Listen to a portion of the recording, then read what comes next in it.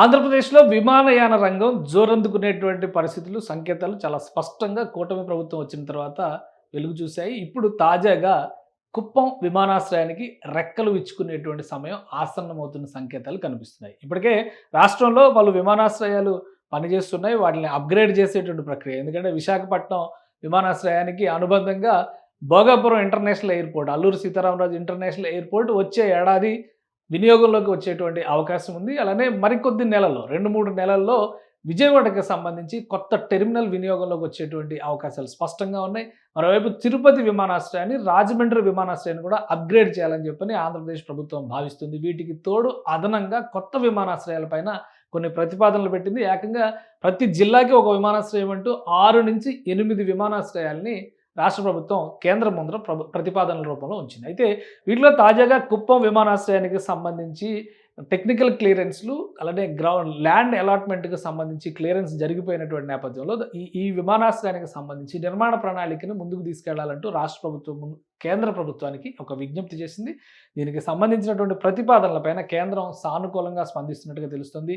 కొద్ది రోజుల్లో కుప్పం విమానాశ్రయానికి సంబంధించినటువంటి పనుల్ని అధికారికంగా ప్రారంభించేటువంటి అవకాశాలు కనిపిస్తున్నాయి. అసలు ఈ కుప్పం విమానాశ్రయం రావడం వల్ల కలిగేటువంటి ప్రయోజనం ఏంటి? ఆంధ్రప్రదేశ్ ప్రభుత్వానికి పిచ్చి పట్టింది, వేలం వెర్రి పట్టింది అంటూ విమానయానం పైన మరీ ఎక్కువ ఫోకస్ చేస్తోంది అనేటువంటి విమర్శలు కూడా వస్తున్నాయి. కాబట్టి అది విశ్లేషించేటువంటి ప్రయత్నం చేద్దాం. అసలు వాస్తవానికి ఈ ప్రాంతంలో విమానాశ్రయాల అవసరం ఎంతవరకు ఉంది? ఇది ప్రస్తుతం ఉన్నటువంటి విమానాశ్రయాలకు సంబంధించినటువంటి మ్యాప్స్ మనం ఒకసారి పరిశీలించి చూస్తే కనుక రాష్ట్రంలో యాక్టివ్గా ఉన్నటువంటి విమానాశ్రయాలు ఇక్కడ 1 విశాఖపట్నం, 2 రాజమండ్రి, ఇటు 3 విజయవాడ, అలానే 4వది తిరుపతి విమానాశ్రయం యాక్టివ్గా ఉంది. ఇటు చూస్తే కనుక కర్నూలు అంటే ఓరవకల్లో ఉన్నటువంటి విమానాశ్రయం, పుట్టపర్తిలో ఒక ప్రైవేట్ విమానాశ్రయం రెడీగా ఉంది.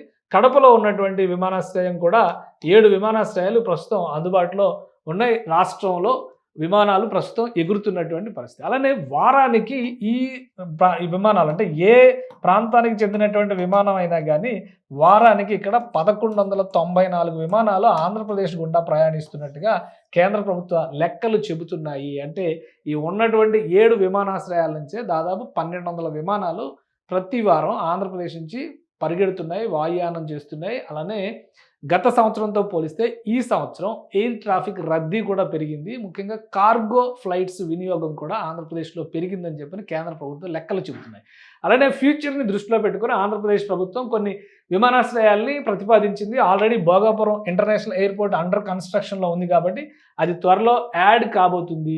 ఇంకొక విమానాశ్రయం దగదర్తి నెల్లూరు దగ్గర ఉన్నటువంటి ప్రతిపాదనలో ఉన్నటువంటి విమానాశ్రయం, దొనకొండ దగ్గర ఒక విమానాశ్రయం లేదా ఒంగోలు దగ్గర ఒక విమానాశ్రయం అనే ప్రతిపాదన నడుస్తుంది.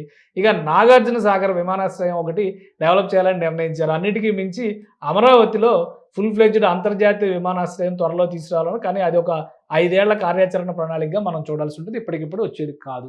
అయితే వీటన్నిటిలో కూడా కుప్పం విమానాశ్రయానికి సంబంధించి ఈ స్పెషల్ ఫోకస్ కనిపిస్తుంది. ఎందుకు అంటే చంద్రబాబు నాయుడు గారు రిప్రజెంట్ చేస్తున్నటువంటి నియోజకవర్గం కాబట్టి అక్కడ విమానాశ్రయం అనేటువంటి హడావుడి చేస్తున్నారు. కానీ అది పొరపాటు. ఎందుకంటే జాగ్రఫీ పరంగా కుప్పంకి ఉన్నటువంటి ఒక అడ్వాంటేజ్. కుప్పం ఈ శివారు కొసలో ఉన్నటువంటి ప్రదేశం, చిట్ట చివరి నియోజకవర్గంగా ఆంధ్రప్రదేశ్కి సంబంధించినటువంటి కొసలో ఉన్నటువంటి నియోజకవర్గంగా మనకు కనిపిస్తుంది. సో అదే క్రమంలో కుప్పానికి 3 రాష్ట్రాల సరిహద్దు అనేటువంటి ఒక ఇమేజ్ కూడా ఉంది. ప్లస్ రాష్ట్ర ప్రభుత్వం ఈ మధ్య కాలంలో కొన్ని ప్రతిపాదనలు చేసింది. స్పేస్ సిటీలు, డిఫెన్స్ జోన్లు అంటే డిఫెన్స్ పార్క్ల డెవలప్మెంట్ అనేటువంటి ఒక ప్రతిపాదన చేసింది. ఆ క్రమంలో స్పేస్ సిటీలు చూస్తే ఇక్కడ శ్రీహరికోట, శ్రీ సిటీ దగ్గర స్పేస్కి సంబంధించినటువంటి డెవలప్మెంట్స్ అంటే ఇండస్ట్రీస్ని ప్రోత్సహించాలనేటువంటి ఒక ఆలోచన చేసింది. ఇటువైపు లేపాక్షి దగ్గర కూడా డిఫెన్స్ ఇండస్ట్రీస్ని, ఏవియేషన్కి సంబంధించినటువంటి విడిభాగాల పరిశ్రమని ఆహ్వానిస్తుంది. సో టెక్నికల్గా చూస్తే ఇక్కడ కడప, ఇక్కడ తిరుపతి విమానాశ్రయాలు ఉన్నాయి, ఈ ప్రాంతాలకి దగ్గరలోనే అనేటువంటి అభిప్రాయం ఉండొచ్చు. కానీ చిత్తూరుకి అంటే ఈ ప్రాంతంలో ఉన్నటువంటి కుప్పం విమానాశ్రయాన్ని కూడా అందుబాటులోకి తీసుకురావడం ద్వారా 3 రాష్ట్రాల సరిహద్దు కర్ణాటక, ఆంధ్రప్రదేశ్, తమిళనాడు ఈ 3 రాష్ట్రాల సరిహద్దులకి సంబంధించినటువంటి ఇండస్ట్రియల్ కారిడార్లో కుప్పం కీలక పాత్ర పోషించేటువంటి అవకాశం ఉంది. అందుకే రాష్ట్ర ప్రభుత్వం దీనిపైన ఫోకస్ పెట్టింది. సో ఇది క్లియర్గా అర్థం చేసుకోవాలంటే ఈ మ్యాప్ని మనం చూడాల్సి ఉంటుంది. ఇది రాష్ట్రాల మ్యాప్ కాదు, ఇండస్ట్రియలైజేషన్కి సంబంధించినటువంటి మ్యాప్. ఇందులో ఆరెంజ్, ఈ వైలెట్ కలర్లో కనిపిస్తున్నటువంటి ప్రాంతం అంతా కూడా ఇండస్ట్రియల్ జోన్ కింద, ఒక సెక్టార్ కింద కేంద్ర ప్రభుత్వం నోటిఫై చేసినటువంటి ప్రదేశం. సో ఈ ప్రాంతంలో కుప్పం ఈ కొసలో వస్తుంది.